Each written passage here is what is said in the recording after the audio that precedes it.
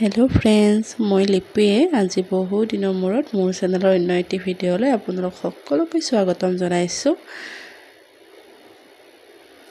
ব্যস্ত আছিলোঁ অলপ, ঘৰত যোৱা হৈছিলে, তাৰপিছত ঘৰৰ পৰা আহি গা বেয়া হ'ল, তাৰপিছত ল'ৰাৰ এক্সাম ষ্টাৰ্ট হ'ল। এইবিলাকৰ মাজতে ভিডিঅ' দিব পৰা নাছিলোঁ জানেনে, ক্ষমা কৰি দিব তাৰ বাবে। বাৰু যিয়ে নহওক, আজি লৈ আহিছোঁ এটা কেক ৰেচিপি। কণী আৰু ময়দা ব্যৱহাৰ নকৰাকৈ কেৰাহীতে সহজতে বনাব পৰা এটা টেষ্টি কেক ৰেচিপি। ইমান ছফ্ট হৈছে দেখি ধৰিব পাৰিছেই চাগে। আহকচোন এই ৰেচিপিটো আৰম্ভ কৰোঁ। ইয়াৰ কাৰণে লৈছোঁ 1 কাপ দৈ। দৈখিনি নৰ্মেল দৈ ল'ব, অলপ টেঙা হ'লেও কথা নাই, মিঠা দৈ ব্যৱহাৰ নকৰিব। ল'ব লাগিব, একেবাৰে মিহি হৈ যোৱালৈকে ফেটিব লাগিব।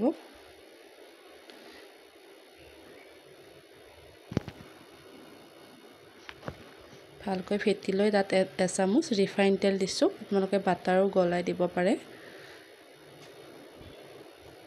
এইখিনিও ভালকৈ মিক্স কৰি ল'ম। ইয়াৰ পিছতে আমাক লাগিব 1 কাপ চেনি। চাহ খোৱা কাপেৰে 1 কাপ চেনি দিছোঁ। দেখিছেনে, চেনিখিনি দোকানৰ পৰা আনিয়ে দি দিলোঁ, পলিথিনৰ পৰা ওলাই ঢালি দিছোঁ। গমেই নাপালোঁ ইয়াত যে চাহপাত মিক্স হৈ আছে। ইমান মই ওলাই পেলাবৰ কাৰণে ট্ৰাই কৰিলোঁ, নাই ইমানবোৰ আছে, নাযায়। একো নাই বাৰু, খোৱা বস্তুৱে হয় ন। তথাপিতো মই যিমান পাৰোঁ সিমান বাছি বাছি পেলাই দিবৰ কাৰণে ট্ৰাই কৰিলোঁ। আপোনালোকৰ লগতো বাৰু কেতিয়াবা এনেকুৱা ঘটনা ঘটি পাইছেনে মোক জনাবচোন। এতিয়া চাহ খোৱা কাপৰ জোখাই 1.5 কাপ চুজি লৈছোঁ। চুজিখিনি মই বাতিটোত একেলগে ঢালি লৈছিলোঁ আৰু অলপ অলপকৈ এইখিনি দি মিহলাই গৈছোঁ। সেয়া দেখিছেনে, ভালকৈ দৈখিনিৰ সৈতে মিহলাই ল'ব লাগিব। ভালকৈ মিহলাই ল'ব এইখিনি। বেটাৰটো যিমান বেছি ভাল হয় ন, তাৰ ওপৰতে কেকটো ডিপেণ্ড কৰে। যাতে কোনো লাম্পছ বাচি নাথাকে, ভালকৈ মিলাই ল'ব। আৰু একেটা কাপৰ জোখাৰে 1 কাপ দিছোঁ গাখীৰ। মই ইয়াত গৰু গাখীৰ ব্যৱহাৰ কৰিছোঁ, আপোনালোকে আমুল তাজা ব্যৱহাৰ কৰিব পাৰে। বেটাৰটো চাই ল'ব যাতে এনেকুৱা হয়, এইটো কনচিষ্টেঞ্চি ৰাখিলে ভাল। আপোনালোকৰ যদি আৰু গাখীৰৰ প্ৰয়োজন হয় তেতিয়া দিব পাৰে। মোৰ 1 কাপতে হৈ গ'ল।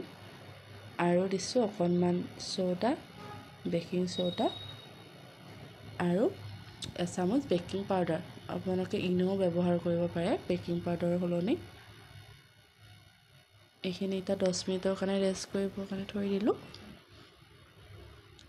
আৰু কেৰাহীটো বহাই দিছোঁ গৰম হ'বলৈ। তাত দিছোঁ নিমখ আৰু ষ্টেণ্ডডাল আৰু ফ্ৰী হিট হ'বলৈ ৰাখি দিম ঢাকনিখন। আপোনালোকে চাব যাতে ঢাকনিখন ভালকৈ খাপ খোৱা হ'ব লাগিব।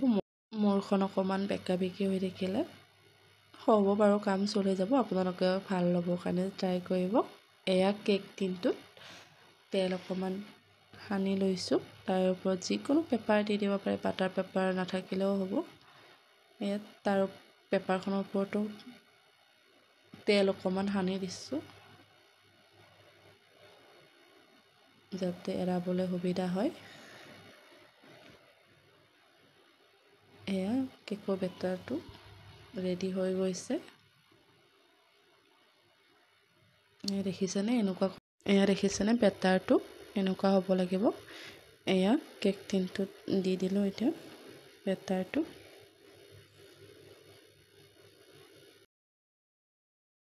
কেৰাহীখন 10 মিনিটমান সময় ফ্ৰী হিট হ'ব দি এয়া আমি কেক টিনটো তাত বহাই দিলোঁ।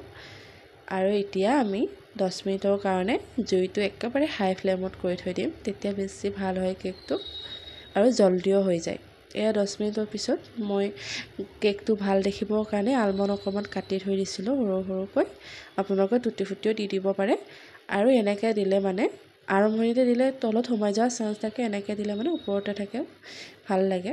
নিদিলেও কথা নাই, এনেও ভাল লাগিব খাবলৈ। এয়া এতিয়া মিডিয়ামত থৈ দিলোঁ আৰু আধা ঘণ্টাৰ পিছত এয়া আমি চাইছোঁ কেকৰ ওপৰখিনি একদম ড্ৰাই হৈ গৈছে, ভালকৈ ফুলিও আহিছে দেখিছেনে? আৰু বাদামখিনিও যেনেকৈ দিছিলোঁ তেনেকৈয়ে আছে।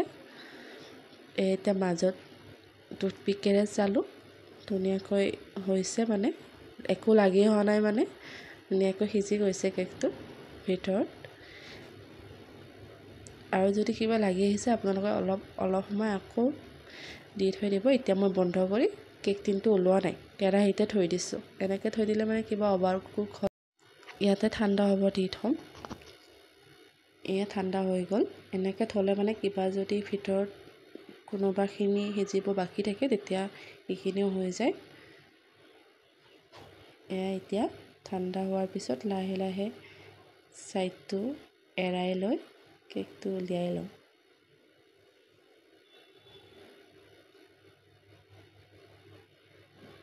দেখিছেনে ধুনীয়াকৈ ওলাই আহিছে।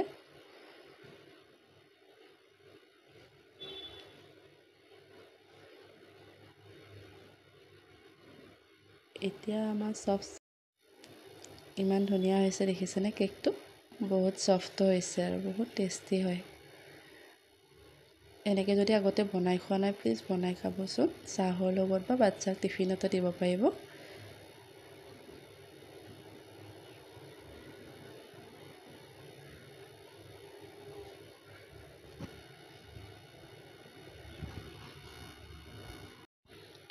ভিডিঅ'টো চাই কেনেকুৱা পালে জনাবচোন। আৰু মোৰ চেনেলত যদি নতুন হয় প্লিজ চেনেলটো ছাবস্ক্ৰাইব কৰি দিব, লাইক এণ্ড শ্বেয়াৰ কৰি দিব। থেংকছ ফৰ ৱাচিং। আজিলৈ আহিছোঁ, বাই।